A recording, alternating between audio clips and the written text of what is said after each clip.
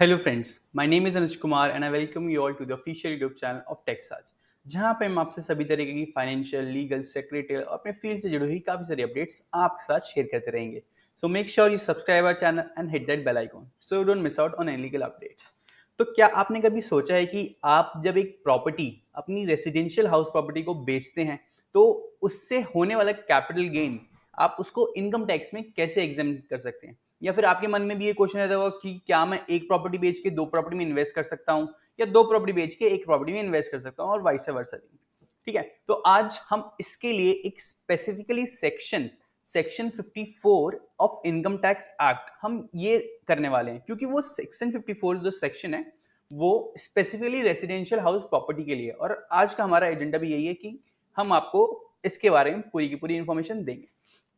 तो चलिए इस अब इंफॉर्मेशन का सोर्स मैं बता दूं, इनकम टैक्स की साइट से ही लिया हुआ है हमने, तो ऐसी कोई बात नहीं है कि रिलायबल नहीं है साइट. तो मैं आप एक सेकेंड. ठीक है, तो इनकम टैक्स की साइट से ही लिया हुआ है हमने ये, तो पूरा रिलायबल सोर्स है हमारे पास. और आपको भी अगर रिलायबल सोर्स पे जाना है तो या तो इनकम टैक्स की साइट पे आइए या फिर टैक्साज की साइट पे आइए.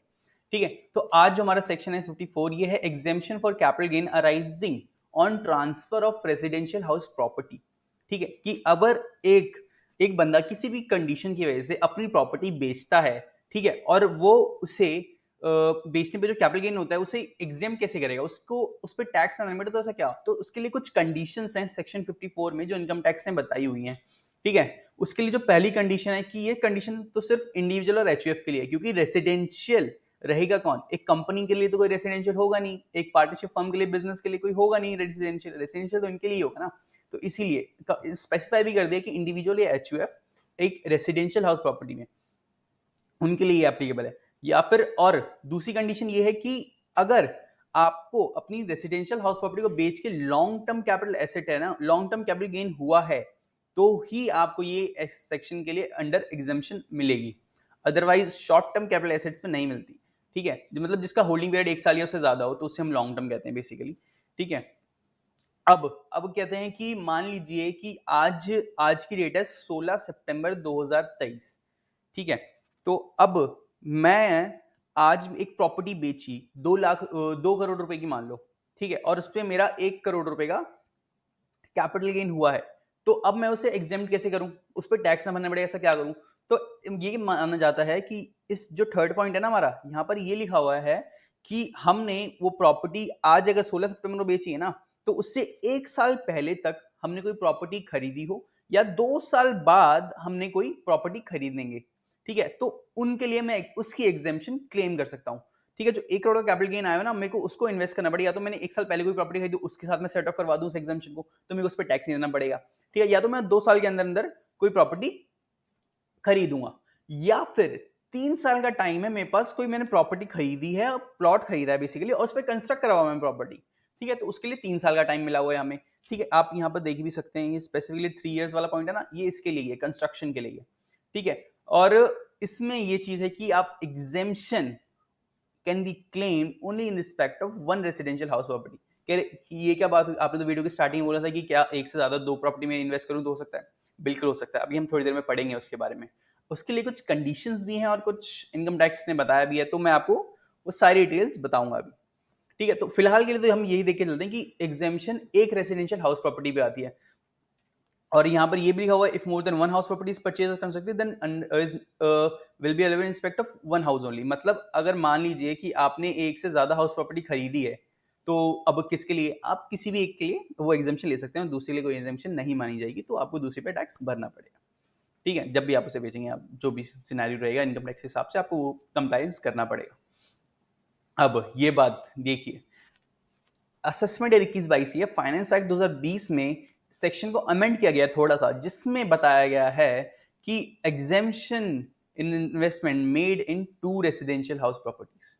ठीक है, अब इसमें क्या है कि आपने एक हाउस प्रॉपर्टी बेची, ठीक है, आपको उस पर कैपिटल गेन हुआ. अब अगर अगर कैपिटल गेन का अमाउंट 2 करोड़ से ज्यादा नहीं है, मैक्सिमम थ्रेशोल्ड लिमिट है यहाँ पे, दो थ्रेशोल्ड लिमिट है. पहली है कि 2 करोड़ से ज्यादा कैपिटल गेन का अमाउंट नहीं होना चाहिए और 10 करोड़ से ज्यादा नई एसेट की वैल्यू नहीं होनी चाहिए. ठीक है, तो पहली अगर 2 करोड़ से ज्यादा नहीं है आपका कैपिटल गेन तो आप 2 प्रॉपर्टीज परचेज कर सकते हैं। ठीक है, और उन दोनों के अगेंस्ट आप उस कैपिटल गेन का एग्जेम्पशन भी ले सकते हैं। लेकिन ये जो ऑफर है ये एक लिमिटेड ऑफर है, once in a lifetime offer है। आप इसे सिर्फ साल में sorry life once in a lifetime, life में एक बारी इसे एक्सेस कर सकते हैं, मतलब इसे ले सकते हैं आप लोग इस ऑफर को।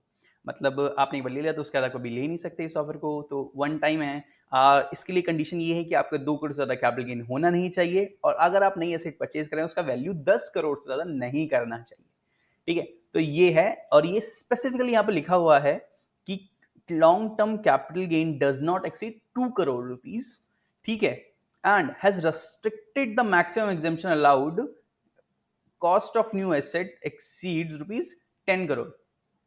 ठीक है, तो एक्सेस जो अमाउंट होगा उसे इग्नोर कर देंगे, इसलिए 10 करोड़ की थ्रेशोल्ड लिमिट है, तो excess amount shall be ignored for computing exemption. ठीक है, तो ये चीज है। अब इसके अलावा क्या चीजें आती हैं, बेसिकली ये दो चीजें थी, ये मेन चीजें थी रेसिडेंशियल के लिए हम क्या कर सकते हैं। तो अब मैं बताऊं आपको कि आप क्या एक प्रॉपर्टी बेच के दो में इन्वेस्ट कर सकते हैं, बिल्कुल कर सकते हैं, लेकिन once in a life time.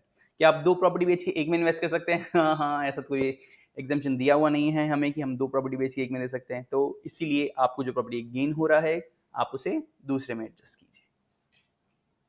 अब यहाँ पर कुछ कॉमन क्वेश्चंस होते हैं लोगों के, जो इनकम टैक्स अपनी इलस्ट्रेशन के जरिए ना आंसर कर देता है कि अगर केस स्टडीज बना देता है वो छोटे छोटे कि आपको इशू आ रहा है या नहीं आ रहा। फॉर एग्जाम्पल हम एक 2-3 इलस्ट्रेशन देखेंगे मेन मेन सी, जो मैंने पहले ही छाट के रखी हुई है। ठीक है, तो मैं आपको बता देता हूँ।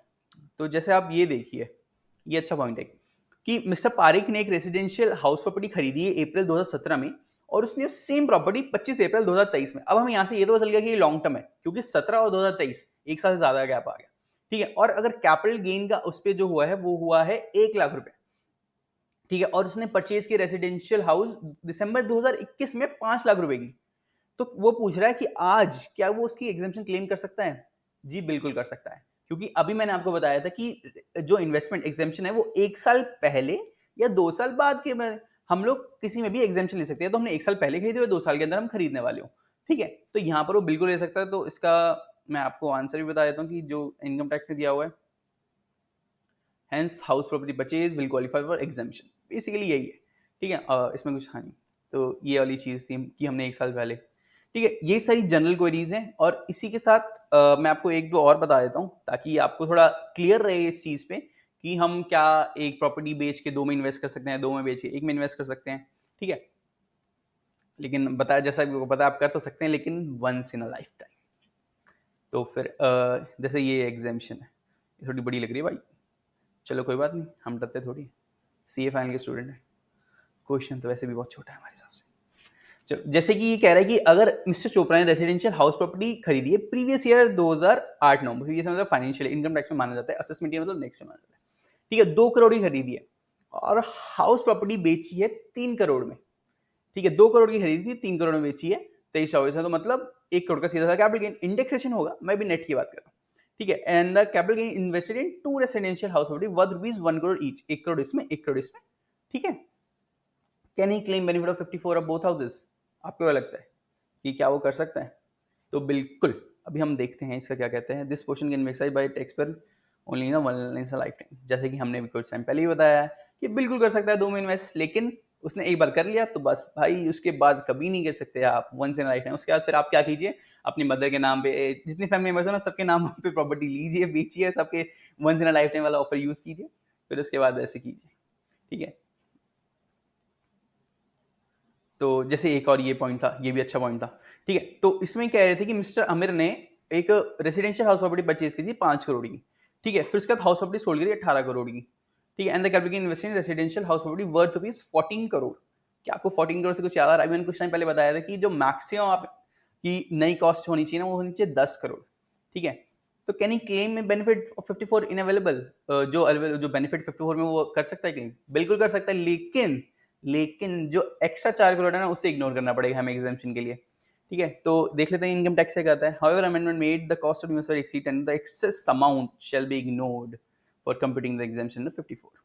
ठीक है, तो हमें उसे इग्नोर करना पड़ेगा। तो मतलब जैसे लॉन्ग टर्म हुआ है हमारा 13 करोड़ का, एग्जाम्पशन मिलेगी 10 की, तो टैक्सेबल हो जाएगा 3। ठीक है, तो मैक्सिमम एग्जाम्पशन 10 करोड़ की है।